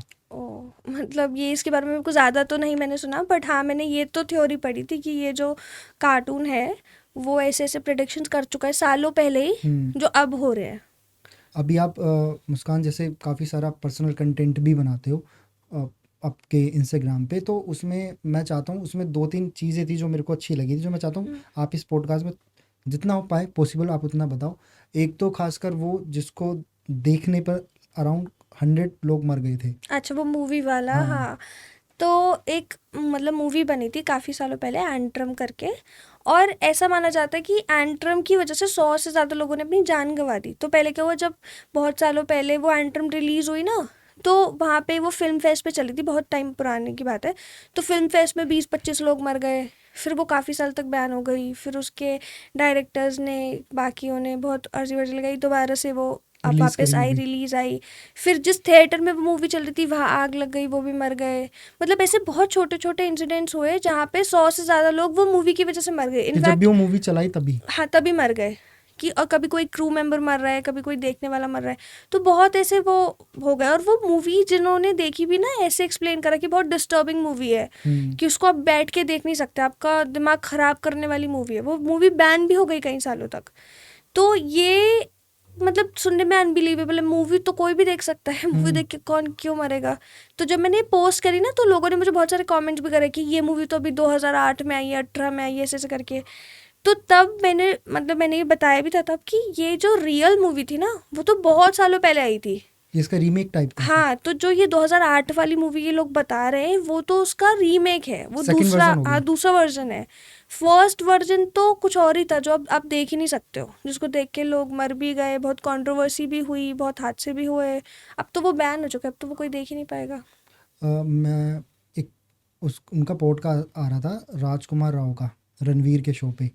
तो रणवीर ने उनसे पूछा कि जब आप स्त्री मूवी की शूटिंग कर रहे थे, बिकॉज ऑफ वो हॉरर मूवी है, तो क्या आपने इन सब चीज़ों में बिलीफ सिस्टम है आपका, या क्या आपने कुछ चीज़ इंसिडेंट फील हुआ? तो राजकुमार राव ने बताया था कि उस मूवी के दौरान जब वो, आपने देखा, आपने देखी नहीं, मूवी? नहीं देखी? स्त्री वन भी नहीं देखी? स्त्री वन देखिए, तो स्त्री टू नहीं देखी। स्त्री वन में वो जो हवेली से नहीं दिखाई गई जहाँ पर वो रहती है स्त्री, तो वो स्त्री टू के अंदर भी है वो। अच्छा। तो वहाँ पर वो शूट कर रहे होते हैं नाइट में, तो उनको ना कुछ डेली एक प्रोसेस होता है जो गांव वाले बोलते हैं कि यार आप ये कर रहे हो ना, तो आप यहाँ पर पता नहीं क्या, शायद वो मुझको एग्जैक्टली याद नहीं, कि थाल में कुछ चीज़ रखो तब आप काम करो। उन्होंने वो कुछ टाइम करा, लेकिन उसके बाद रखना भूल भूल गए। गए या छोड़ दिया। उसके बाद उनके साथ ऐसे ऐसे इंसिडेंट हो गए कि उनको शूटिंग करने ही नहीं दे रही वो स्पिरिट। ऐसा राजकुमार राव ने बताया खुद रणवीर के शो में, कि वो शूटिंग ही नहीं करने दे रहे। वहाँ पर आई थिंक लाइट मैन बैठा हुआ था बहुत टॉप पे, वो नीचे गिर गया, ओ। इक्विपमेंट टूट रहे हैं, चल नहीं पा रहे, कैमरे प्रॉपरली वर्क नहीं कर पा रहे। तो मतलब वो पूरी उतना पार्ट पॉडकास्ट का उस पे है रणवीर के। और सेम चीज़ तुम्बाड़ में भी बताई थी। उनके जो मेन एक्टर और जो डायरेक्टर है, प्रोड्यूसर भी है, आई थिंक उसको लेकर भी आपने देखा होगा तुम्बाड़ में भी, कि वो जहाँ पर वो बारिश वाला सीन आ रहा था, और वहाँ पर उनको भी गांव वालों ने बोला था कि इस चीज़ के लिए आप ये सब चीज़ें ज़रूर करना। तो उनका बिलीविंग नहीं था कि यार मैं क्यों करूँ, मैं तो शूटिंग करने आऊँ। जब उन्होंने नहीं किया तो उनको भी शूटिंग में बहुत प्रॉब्लम आई, और जब होता है तो फिर तो इंसान मान ही माने लेता लगा। है। और जब उन्होंने करा वो, तो सब कुछ सब स्मूथ कुछ चलने लग गया। नॉर्मल था। ऐसा तो देखो होता है, जो भी लोग इस फील्ड में होते हैं ना, उनको तो खतरा रहता है। जैसे बहुत सारी ऐसी फिल्म्स हैं कि वो फिल्म बनाते बनाते पूरे क्रू में से 8-10 लोग मर गए, क्योंकि वो इतनी हॉरर फिल्म बना रहे थे, इतना उस चीज़ को, इतना पोजेशन वाली चीज़ें दिखा रहे थे, इतना भूत वाली चीज़ दिखा रहे थे, कि वो क्रू मेंबर्स की ही डेथ हो गई, समझो। और सिर्फ इतना ही नहीं कि क्रू मेंबर्स की डेथ हो गई, बहुत ऐसे रिसर्चर्स भी है, स्टोरी टेलर्स कोई भी मूवी का है। नाम है वो कौन सी मूवी थी ऐसा कोई जो द बन गई? एग्जॉर्सिस्ट करके एक मूवी थी, जो अभी कुछ सालों पहले रिलीज़ हुई थी। अब तो वो बैन भी हो गई है, मतलब कुछ सालों पहले नहीं, शायद 1990s या कहीं पे रिलीज़ हुई थी। और जब वो रिलीज़ हुई ना, तो उसकी जो मेन एक्ट्रेस थी, उसको बहुत मेंटल इश्यूज होने लगे, उसकी तबीयत बिगड़ना, उसको लाइफ लॉन्ग ट्रॉमा जैसा हो जाना, क्योंकि उसने वो एक्ट ऐसे करा था सिर्फ मेन एक्ट्रेस के साथ नहीं। वो जो मेन एक्ट्रेस थी तब वो बच्ची थी, मतलब वो चाइल्ड पोजेशन के ऊपर था। सिर्फ इतना ही नहीं, जो बाकी क्रू मेंबर्स भी थे, जैसे कभी किसी कैमरामैन की डेथ हो गई, मतलब 8 से ज़्यादा क्रू मेंबर्स की तो फिल्मिंग के दौरान डेथ हो गई। सिर्फ इतना ही नहीं, फिल्मिंग के दौरान बहुत बार सेट पे आग लग गई। डायरेक्टर को बहुत बार बोला गया कि तुम ये मूवी छोड़ दो, ये मूवी कर्स्ड है, कुछ बुरा बुरा हो जा रहा है, पर डायरेक्टर नहीं माना। वो और पैसे लगाता गया और टाइम लगाता गया, और उसने वो मूवी बनाई, पूरी रिलीज भी हुई। पर क्योंकि उस मूवी का पास्ट इतना ज़्यादा हॉन्टेड था, कर्स था, वो मूवी भी बहुत डिस्टर्बिंग थी, कि वो बहुत टाइम फिर बैन कर दी गई, कि इसको नहीं देखना, कि इसको देखने से फ़र्क पड़ता है दिमाग पे लोगों के, ये वो। पर सिर्फ ये नहीं, मैं तो आपको ऐसे भी केस के मतलब मैंने सुन रखे हैं, देख रखे हैं। प्लीज बताइए। अच्छा, मतलब ऐसे भी केस के बारे में मैंने पढ़ रखा है, जहाँ पे क्या होता है कि कोई रिसर्चर है मान लो, और वो ना इन सब चीज़ों के बारे में बहुत डीप रिसर्च कर रहा है। जैसे मेरे को उनका प्रॉपर नाम नहीं पता, बट मैंने एक लेडी के बारे में पढ़ा था, मैंने रिसर्च करती थी, और उनको बहुत यकीन था भूत प्रेत एनर्जीज, मतलब उनको ऐसे भूत प्रेत पे नहीं, पर उनको यकीन था गुड एंड बैड एनर्जी पे, कि एनर्जी तो ना तो बन सकती है ना डिस्ट्रॉय हो सकती है। तो एक बार जब इंसान मर जाता है तो फिर उस एनर्जी का क्या होता है, तो वो उस बारे में ना बहुत डीप रिसर्च करती थी। जैसे जिन लोगों ने भी कभी क्लेम करा है कि उन्होंने भूत देखा, उनसे जाके बात करना, पेपर्स लिखना, जो भी पैरानॉर्मल इन्वेस्टिगेटर्स होते हैं उनसे जाके बात करना, ऐसी ऐसी जगहों पे जाना जो काफ़ी हॉन्टेड क्लेम हो चुकी है, वहाँ पे जाना। तो वो ये बहुत डीपली करती थी। अब वो उस चीज़ में इतना डीप घुस चुकी थी कि वो एक पॉइंट के बाद उनका ब्रेकिंग पॉइंट आ गया, कि उनकी रियलिटी और फिक्शन में वो फिर वो फ़र्क नहीं फर्क नहीं कर पाई। पहचान पाई कि क्या सच है क्या झूठ है। तो उनके साथ ना ऐसे इंसिडेंट होने लगे कि उनको घर पे, वो पता है वो अकेली है, पर उन्हें घर पे लोग दिखने लग गए, उन्हें कोई दिख रहा है, कोई औरत है, उनको वो कहीं जाती है तो वहाँ पे कोई बच्ची रोती हुई दिख रही है, कि अगर वो किसी के पास फिर रिसर्च करने जाती है, कोई कहानी सुनाता है, तो जो वो कहानी सुना रहा है ना वो उस औरत को दिख रहा है, मतलब आंखों के सामने दिख रहा है कि ऐसा हो रहा है कि मान लो कि अगर वो किसी फैमिली पे गई और उन्होंने एक इंसिडेंट बताया कि ऐसे ऐसे यहाँ पे आग लगी थी, 2-4 लोग मर गए, तो वो उस रिसर्चर को दिख रहा है आग लगती हुई, वो लोग वो जलते हुए। पूरा इंसिडेंट उनको दिख रहा है। हाँ, तो वो रियलिटी में और फिक्शन में एक काल्पनिक दुनिया में फ़र्क देखना भूल गई, और उनकी तबीयत, उनकी मेंटल हेल्थ इतनी ज़्यादा बिगड़ गई कि फिर उनको पागल खाने में एडमिट करना पड़ा। वहाँ पे उन्होंने कुछ सालों बाद फिर सुसाइड कर ली, अपनी ही जान ले ली। ओके। तो मतलब ऐसा भी होता है, जो इस जैसे आपने राजकुमार राव की बताई, अब वो फिल्म कर रहे हैं, उनको तो एंटरटेनमेंट बेसिस के लिए कर राइट। रहे हैं, उनकी तो जॉब है वो, उनको उसके पैसे मिल रहे हैं। पर ये अगर सच में चीज़ें हैं और वो उसी जगह पे कर रहे हैं जो एक हॉन्टेड लोकेशन है, तो ये आप रिस्क पे भी तो डाल रहे हो ना अपनी लाइफ, कि अगर सच में उनके साथ ऐसा इंसिडेंट हुआ है, उन्होंने वो थाल में जो भी आप कह रहे हो नहीं रखा, अगर वो 2-4 दिन और नहीं रखते, किसी की जान चली जाती, फिर समझ रहे रीजन हो। बिंग जो क्योंकि वो अकेले शूट नहीं करे, पूरे क्रू पूरी के क्रू शूट, है, मतलब और वो बहुत 100 सबको दिख 200 रहा है वहां लोग। पर। हाँ, तो यही होता है कि जो भी इस फील्ड में होता है ना, जो शायद जो पढ़ रहा है, लिख रहा है, जो कहानियां बना रहा है, रिसर्च कर रहा है, जो मूवीज बना रहा है, मूवीज में एक्ट कर रहा है, उनको बहुत ज़्यादा इसके नेगेटिव इम्पैक्ट भी झेलने पड़ते हैं। जैसे अब राइट। मैं भी, अब इतना सब पहले तो मैं कभी कभी एंटरटेनमेंट के लिए देखती थी, पर अब तो ये काम है, अब तो आपको वीडियोस भी बनानी है, पॉडकास्ट पे भी बताना है, आपको नई नई वो चाहिए। तो अब जब मैं खुद भी इतने सारे केसेस देखती हूँ, पढ़ती हूँ ना, तो मेरे को भी कभी कभी बहुत फ़र्क सा लगता है कि नेगेटिव ही दिखता है फिर मुझे। जैसे पहले मैं ज़्यादा नेगेटिव नहीं थी, कि सड़क पे जा रहे हो, कोई भागता हुआ के दिख जाए तो आपको डर नहीं लगेगा, पर अब कोई ऐसे, मैं सड़क पे चल रही हूँ ना, कोई भागता हुआ के देखे, मुझे लगेगा चोर है, मर्डर है, दूर हो बिकॉज जाओ। ऑफ आपका जोनर है हाँ, और आप मेरा उसको पढ़। जॉनर ऐसा हो चुका है कि मैं ये सब बहुत मर्डर मिस्ट्री केसेस ऐसे देखती हूँ। मैं तो ऐसे ऐसे केसेस भी पढ़ती हूँ कि माँ बाप ने बच्चे को मार दिया, समझ रहे हो, कि उसके बारे दोस्त में आपने दोस्त में। बताया भी था ना थोड़ा सा, हाँ थोड़ा उसके बारे में बताओगे? हाँ, तो अभी कुछ दिन पहले ये केस हुआ था, जहाँ पे एक औरत ने नशे में अपनी 2 बेटियों का कत्ल कर दिया था। तो वो औरत अपने पति के साथ ना दारू पी रही होती है, और क्योंकि वो कुछ बहुत हाई फैमिली नहीं होते, तो वो जो देसी दारू होती है ना, वो दोनों पति पत्नी पी रहे होते हैं, और देसी दारू थोड़ी अच्छी नहीं रहती, बहुत ज़्यादा चढ़ती भी है और बहुत, अल्कोहल लेवल बहुत हाँ, होता है उसमें। हार्मफुल भी होती है। तो वो ना ऐसे कंज्यूम कर रहे होते हैं, तो क्या होता है कि बातों बातों में ना वो औरत को भूख लग जाती है, तो अपनी बेटियों को, जो ज़्यादा बड़ी भी नहीं होती, 5 साल 4 साल की बेटियां होती है, पर जब आप बहुत ऐसी फैमिली से बिलोंग करते हो जो बहुत गरीबी वाली रेखा के आसपास हो, तो बचपन से ही बच्चे काम करने लग जाते हैं। 4-5 साल की उम्र से ही लड़कियां किचन में मदद करने लग जाती है मम्मी की अपनी, और फिर बाहर जाके कोई अगर लड़का है तो अपने पापा की हेल्प करेगा। तो अपनी बेटियों को आवाज़ मारती है कि भूख लगी है, चिकन बना दो। उन 4-5 साल की लड़कियों को बोल रही हूँ वो। हाँ, मतलब बना तो इन द सेंस पूरा मत बनाओ, पर भूख लगी है, कि अब वो भी नशे में है ना, कि उठ जाओ, मेरी मदद करा दो थोड़ा बहुत, ये नहीं कि पूरा बना ही देंगी वो, पर उठ जाओ। तो वो लड़कियां जवाब नहीं देती, क्यों, रात का टाइम हो रहा है, तो माँ बाप तो चलो दारू वारू पी के अपना एंजॉय कर रहे हैं तो अलग है, पर बेटियां तो दोनों सो चुकी होती है तब तक, तो वो आवाज़ का जवाब नहीं देती, वो तो सो रही है, वो और दारू पीते हैं। अब दारू पीते पीते पति सो जाता है नशे में, फिर पत्नी को भूख ज़्यादा लग रही होती है, वो था दारू का नशा भी होता है, वो क्या करती है, वो ना जहाँ पे रहते हैं उन्होंने खुद भी मुर्गियाँ पाल रखी होती है, वो जाती है कुल्हाड़ी से अपनी जो मुर्गियाँ पाल रखी है उनको मार देती है, फिर मार के फिर बेटियों के पास जाती है कि मेरी मदद कराओ, किचन में आओ, क्योंकि वो तो नशे में, उसको हेल्प तो चाहिए ही। अब वो पूरा चिकन नहीं बना सकती बेटियाँ, तो थोड़ी बहुत मदद, कुछ सब्जी काट बेसिकली देना, उसको जोन, मतलब बेसिक, जोन नहीं था वो क्या बोल रही है ना। हाँ, बेसिक चीज़ तो मैं भी करा ही देगी। और उसको शायद वो लड़कियां पहले भी हेल्प कराती हो, तो वो माँ ने बोला कि मेरी मदद कराओ, मेरी मदद कराओ। अब लड़कियां बच्चे हैं तो सो रही हैं, तो वो जवाब ही नहीं देती, तो वो दारू के नशे में इतना गुस्से में आ जाती है, या क्या हो जाता है उसको, कि वो अपनी दोनों बेटियों का कत्ल कर देती है। सोते सोते उसको। हाँ, पहले तो वो जो घर की मुर्गियाँ होती है उनको मारती है, 4 मुर्गियों को, फिर उसी कुल्हाड़ी से, उसी हथियार से अपनी बेटियां भी मार देती है।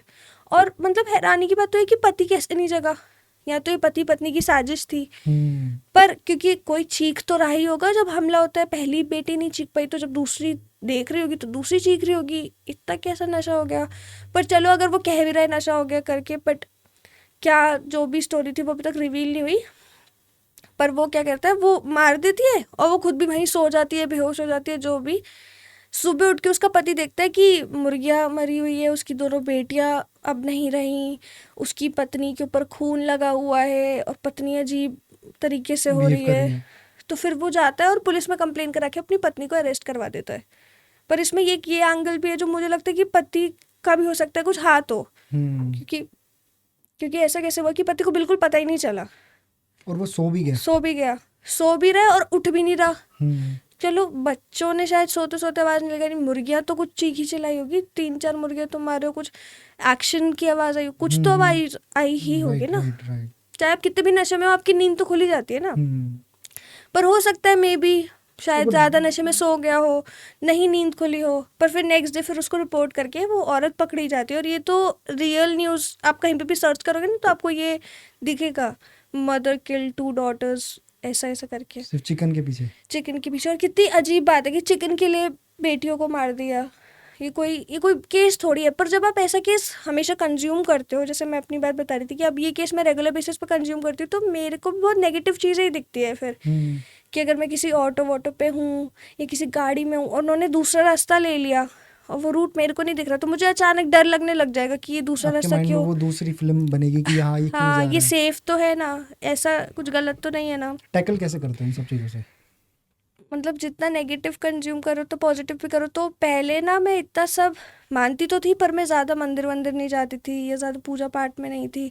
पर अब मैं कोशिश करती हूँ महीने में एक बार वृंदावन जाऊँ, गोवर्धन जाऊँ, वहाँ पे पीस लगता है मेरे को। हर हफ्ते में एक बार कम ताकि से कम, एनर्जी से आप पे हाँ, हैवी ना हो सके। हनुमान मंदिर जाऊँ और हनुमान चालीसा पढूँ, कुछ कुछ ऐसी ऐसी चीज़ें करती रहूँ कि बैलेंस रहे, कि मेरे साथ ऐसा ना हो जाए कि मैं भी इन चीज़ों में ज़्यादा डीप ना चली जाऊँ।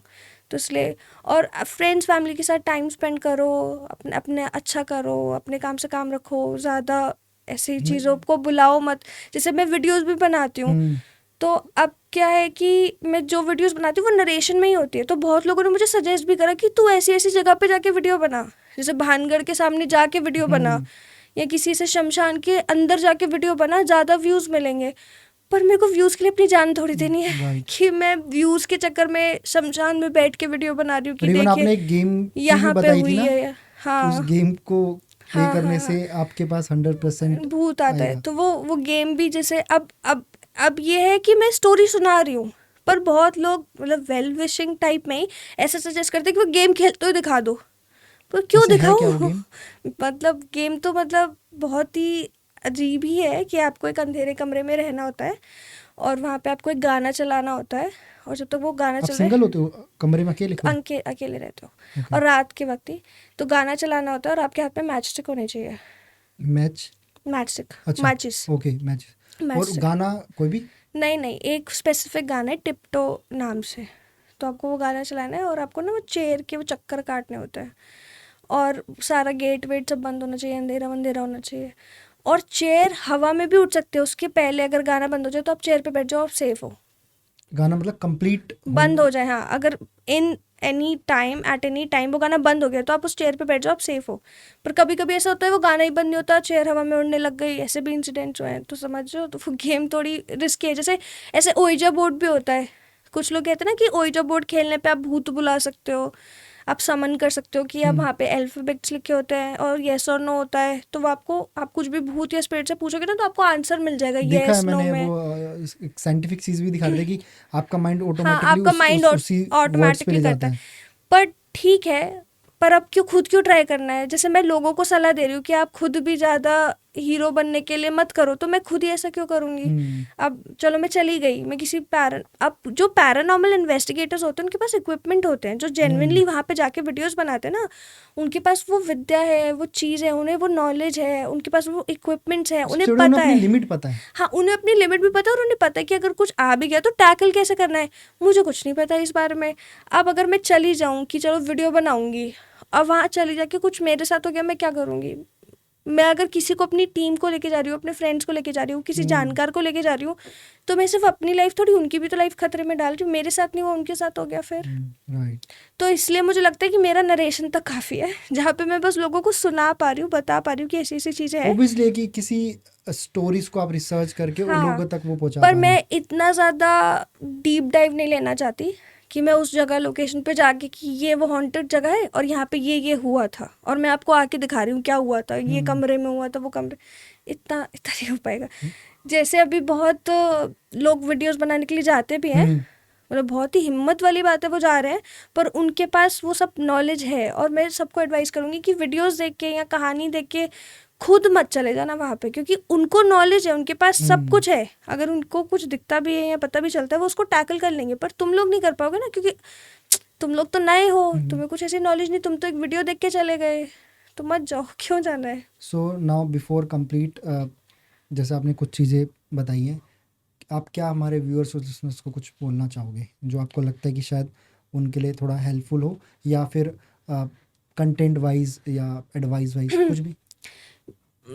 जब भी मैं कोई वीडियो वगैरह बनाती हूँ ना, तो बहुत सारे लोग ऐसे भी होते हैं जो कमेंट करते हैं, अरे ये तो कुछ भी नहीं होता, ये तो कुछ भी नहीं होता। बट मेरे को लगता है ना कि आपको ऐसा कंटेंट देखना चाहिए, चाहे वो हॉरर में हो या मर्डर मिस्ट्री में हो। जैसे मैं ट्रू क्राइम पे भी बहुत कंटेंट बनाती हूँ कि कोई सीरियल किलिंग हुई, ये था उसका पीछे का राज, या ऐसा किसी पेरेंट ने अपने बच्चे को मार दिया वाला केस हो गया, या कुछ कुछ ऐसा। तो ट्रू क्राइम डॉक्यूमेंट्रीज पे भी मैं बहुत केसेस बनाती हूँ। और मेरे को लगता है कि चाहे वो ट्रू क्राइम हो चाहे वो हॉरर हो, आपको कंज्यूम करना चाहिए, क्योंकि आपको नॉलेज आती है।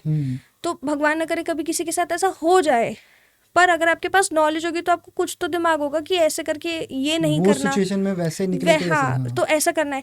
जैसे मान लो ट्रू क्राइम डॉक्यूमेंट्री का मैं आपको बताती हूँ कि बहुत मैंने ऐसे केसेस की स्टोरी सुनाई है कि एक गर्लफ्रेंड ने एक बॉयफ्रेंड को मार दिया, ये शर्त लगी, मार दिया, ऐसा करके कुछ हो गया।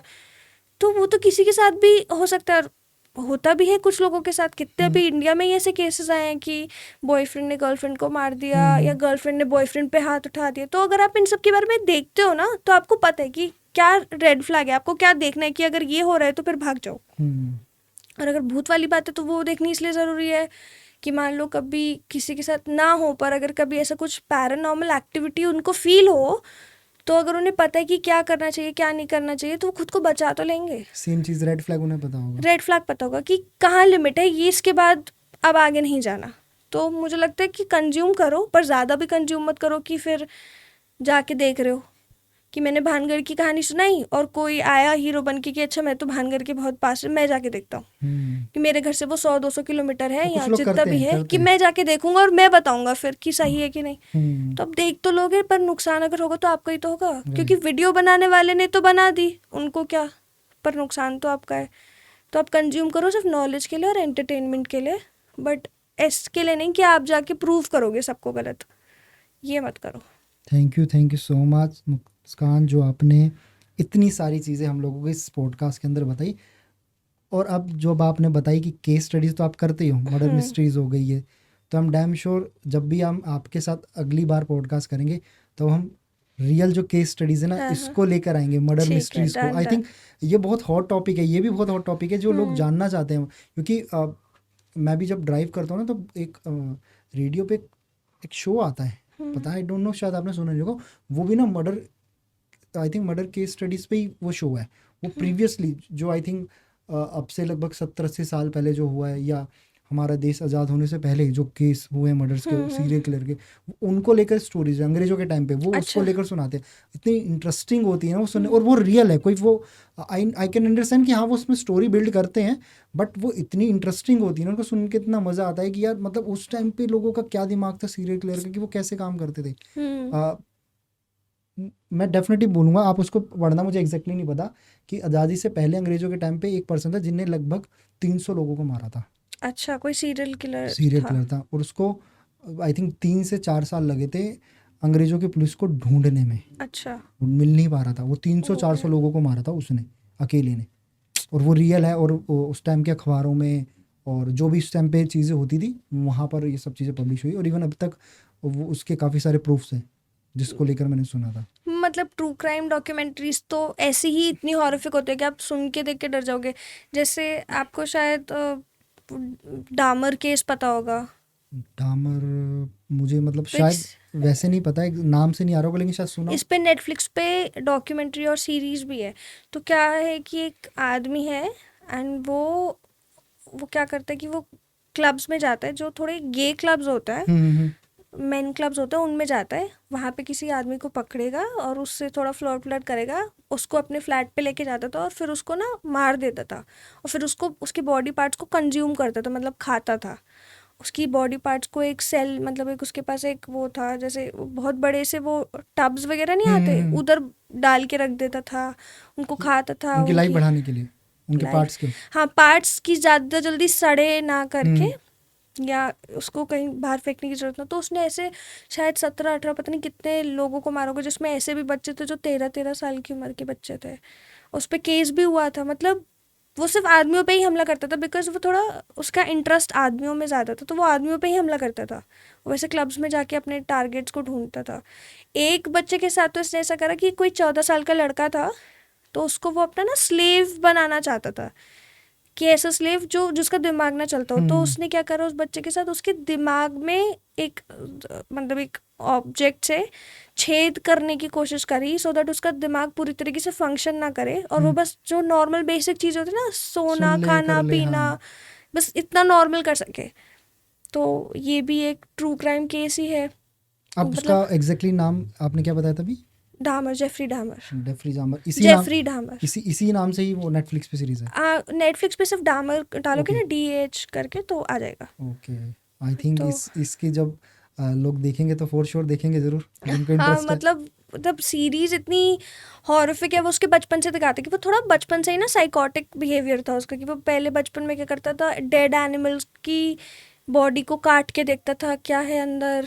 फिर वो थोड़ी ब्रोकन फैमिली से आता था, जहाँ पे मम्मी पापा साथ में नहीं रहते थे, कोई उस पर ज़्यादा ध्यान नहीं ट्रॉमा देता था, तो टाइप। उसका कुछ चाइल्डहुड ट्रॉमा भी था। फिर मतलब बहुत ऐसी चीज़ें थी, आप सीरीज देखोगे तो आपको पता चलेगा। तो मतलब ऐसे ट्रू क्राइम केसेस भी मैं कवर करती हूँ, मतलब स्टोरीज वगैरह वीडियोस बनाती हूँ। तो ये सब देख के भी ना आपके मन में बहुत नेगेटिविटी आती है, तो वही again next time for sure हम इसको इसी के डीप बारे में में ज़्यादा बात बात करेंगे। करेंगे। हाँ, एंड थैंक्स अगेन मुस्कान, आप हमारे शो पे आए और इतनी अच्छी स्टोरीज हमें बताई। एंड आई होप आपको उतना ही मज़ा आया होगा हमारे साथ बात करके। बिल्कुल, मेरे को भी बहुत मज़ा आया। Thank you so much for having me. Thank you so much. So मिलते हैं आपसे नेक्स्ट पॉडकास्ट में।